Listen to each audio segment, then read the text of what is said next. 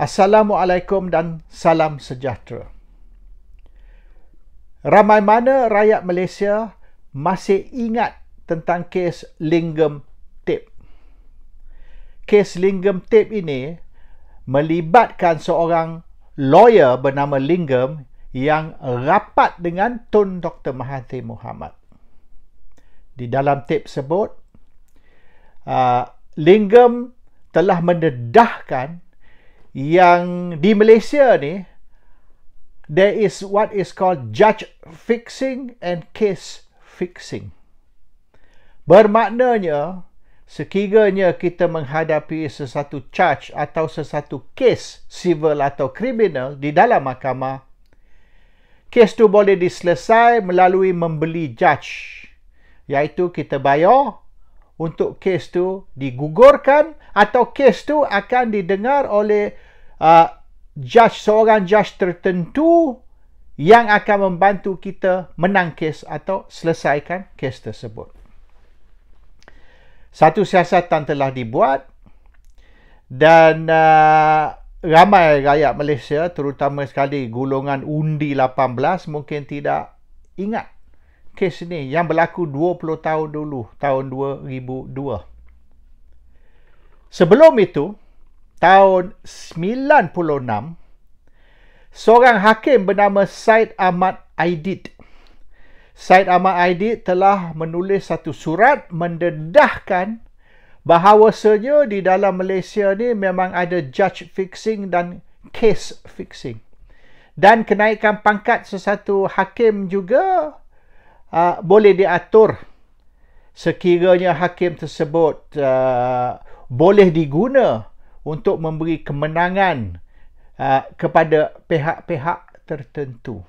If that judge can be compromised, can be controlled, so that he will rule in a certain way, maka judge itu, junior judge pun boleh naik pangkat menjadi senior judge. Sekiranya pihak berkuasa atau pihak tertentu boleh menggunanya untuk mereka, untuk kemenangan mereka. Jadi 2002, 1996, perkara ini telah pun didedah. Pada tahun 94, seorang lawyer, dia bukan hakim, dia lawyer yang bernama Gopal Sriram telah diangkat naik kepada Mahkamah Rayuan. First time a lawyer was appointed as an appeal judge, bukan judge, lawyer.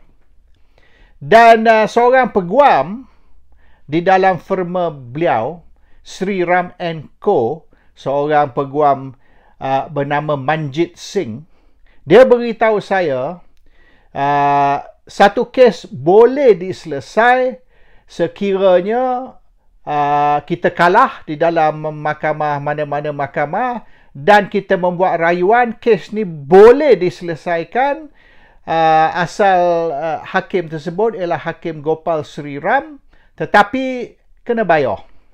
Saya ada satu kes yang saya kalah dan saya nak cuba appeal kes tersebut, dan saya jumpa Gopal Sriram, firma Gopal Sriram. Saya berunding dengan Manjit Singh. Manjit Singh kata, no problem. I guarantee you the case can be settled. You will win. Tapi dia nak $1 juta, 1 million. Jadi saya tak adalah tahun ini, kita kira masa tu tahun 95. Tahun 95 mana saya nak cari $1 juta. I didn't have the money. So, saya tak proceed lah untuk kes tu. So, I lost the case and I didn't bother to appeal. Sebab kalau saya nak appeal, tanpa saya bayar $1 juta, sia-sia saja. So, benda ni tahun 90-an, saya sendiri pun ada pengalaman di mana saya diminta bayar sampai $1 juta untuk selesai kes. Dan tahun 96, Hakim Syed Ahmad Aidit telah mendedahkan perkara ini. Memang berlaku, dia kata. Tahun 2002, Linggam, lawyer yang kroni Mahathir, rapat dengan Mahathir, juga telah mendedahkan benda ni. Pada tahun 98, Nala Karupan, kawan baik Anwar Ibrahim dikatakan tenis partner. Kononnya dia dengan Anwar tiap-tiap petang main tenis di Trivoli Villa. Tapi kita tahulah yang sebenar Anwar main apa di Trivoli Villa. Tapi kononnya tenis partner Anwar Ibrahim, Nala Karupan, telah ditangkap dan mereka nak charge dia di dalam satu charge yang sekira didapati bersalah akan melibatkan hukum bunuh, death sentence. Maknanya akan digantung sehingga mati. Dan kes ni yang sebenar teknikal. Dia mempunyai peluru. Tapi dia mempunyai peluru, lesen pistol dia dah mati. Bukan dia tak ada lesen, lesen dah mati. Tapi oleh kerana lesen dah mati, maka dia charge lah mempunyai begitu banyak peluru tanpa lesen. Dan sekiranya dia di-charge, dia dah didapati bersalah, dia akan digantung. Very serious offence. Tapi lawyer dia negotiate dan dengan ialah pihak prosecutor, dan pihak prosecutor telah menetapkan 10 juta. Iaitu peguam negara semasa tu minta 10 juta. Bayaran 10 juta untuk kes ni digugur, untuk charge ditarik balik, dan Nala Karupan tidak akan menghadapi risiko digantung hingga mati. But he had to pay 10 million to get the case settled out of court. Ini peguam negara. Lawyer Nala Karupan telah tulis surat kepada Chief Justice. He wrote to the Chief Justice mendedahkan perkara ini, bahawasanya Nala Karupan disuruh bayar dan telah bayar 10 juta kepada peguam negara supaya kes ni ditarik balik, charge the charge is dropped. Tidak ada tindakan.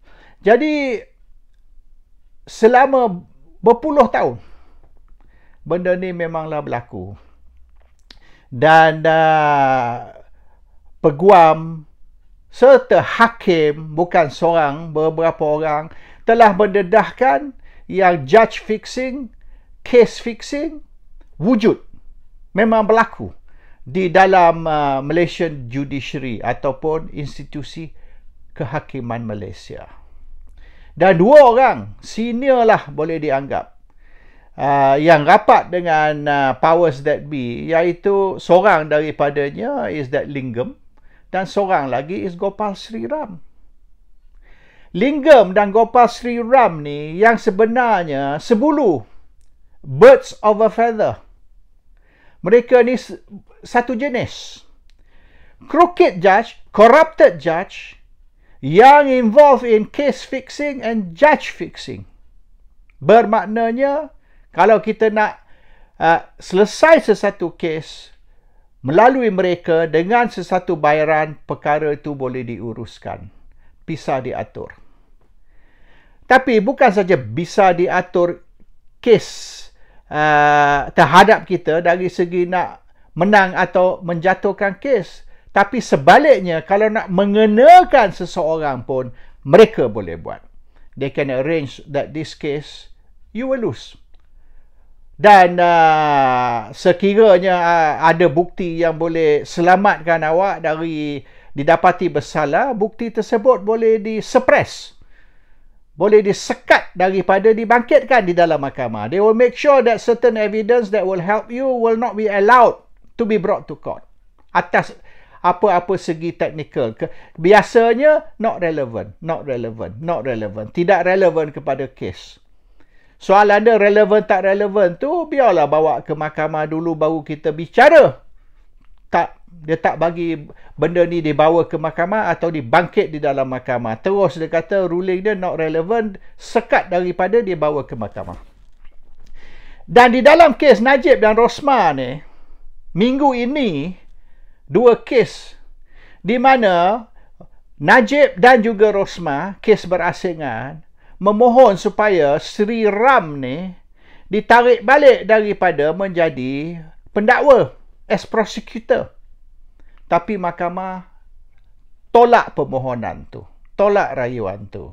Maka Gopal Sri Ram ni kekal sebagai pendakwa di dalam kes Najib dan juga kekal di dalam kes Rosmah Mansor. Dan ini akan bermakna Najib dengan Rosmah Mansor confirm akan didapati bersalah. Because Sri Ram ni terkenal, masyhur dengan case fixing dan judge fixing. Either untuk membantu you menang kes ataupun untuk menentukan yang awak akan didapati bersalah dan akan masuk penjara.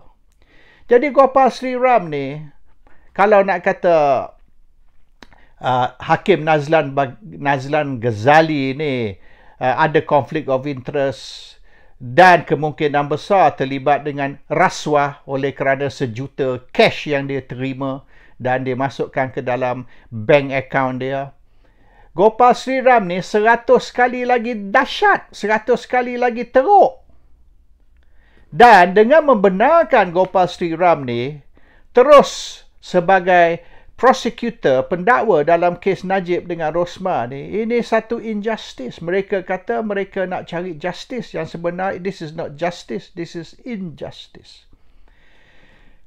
Kalau kita boleh anggap Lingam ni as a crooked lawyer yang boleh dikatakan corrupt the judicial system through bribery, Gopal Sri Ram is worse. Gopal Sri Ram lebih lama dari Lingam telah manipulate just judicial system. Gopal Sri Ram ni kes dia lagi dahsyat. Dan banyak kes-kes yang Gopal Sri Ram terlibat semasa dia di lawyer dan juga semasa dia hakim di Mahkamah Rayuan, there's a lot of cases which were manipulated, which were fixed. Fixed dari segi the case, dari segi the judge juga. Dan ramai lawyer tahu, especially senior lawyer. Senior lawyer yang telah lama terlibat di dalam judicial system ni, they know. And they know yang kes Lingam ni, memang apa Lingam cakap ni betul. Dia juga tahu surat Syed Ahmad Aidit tu pada tahun 96 juga betul. And they know that Lingam dan juga Gopal Sri Ram ni tak beza. Both very crooked lawyers, crooked judges, and now pula jadi crooked prosecutor. Jadi sebab apa Gopal Sri Ram dibenar merosakkan, mencemarkan institusi kehakiman. Mereka kata tuduhan-tuduhan terhadap hakim ni mencemarkan image, mencemarkan nama kehakiman. Is spoiling the name of the judiciary. Bukan kita yang spoil the name of the judiciary. Bukan kita yang mencemarkan image ataupun nama institusi kehakiman. Orang yang merosakkan institusi kehakiman ialah orang macam Gopal Sri Ram dan orang-orang yang sewaktu dengannya seperti Lingam. And there's a few more. Bukan 2 ekor ni saja. Bukan Lingam dengan Gopal Sri Ram, ada lagi. Tapi dalam kes ni, Gopal Sri Ram is the worst because Gopal Sri Ram ni is in charge of menentukan yang Najib dengan Rosmah akan masuk penjara. And you are asking a crook to handle this case, dan Gopal Sri Ram akan buat apa saja, halal atau haram, dan dia lebih suka haram sebab haram ni lebih mudah, untuk nak menjatuhkan UMNO, Barisan Nasional, dan juga Najib Tun Razak. And this is all Tun Dr. Mahathir Mohamad yang di belakang. Yang di belakang Lingam dulu pun Mahathir. Semua orang tahu, satu dunia tahu, Lingam ialah kroni dan proksi Mahathir. Dan juga Gopal Sri Ram. It's the same. Kalau kita nak kutuk Lingam 20 tahun dulu, tahun 2002, maka Gopal Sri Ram pun perlu dikutuk 100 kali lebih daripada Lingam. Jadi rakyat Malaysia kena tahu.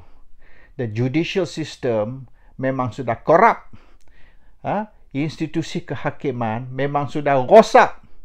Dan yang merosakkannya dari dulu, dari semasa constitutional crisis tahun 80-an lagi, sampai sekarang, ialah Tun Dr. Mahathir Mohamad. Dan walaupun Mahathir bukan lagi Perdana Menteri, tapi dia punya proksi-proksi seperti Gopal Sri Ram ni masih bermaharaja lela, dan mereka boleh fix up court case, fix up judge, and fix up musuh-musuh kepada Mahathir. Assalamualaikum. Salam sejahtera.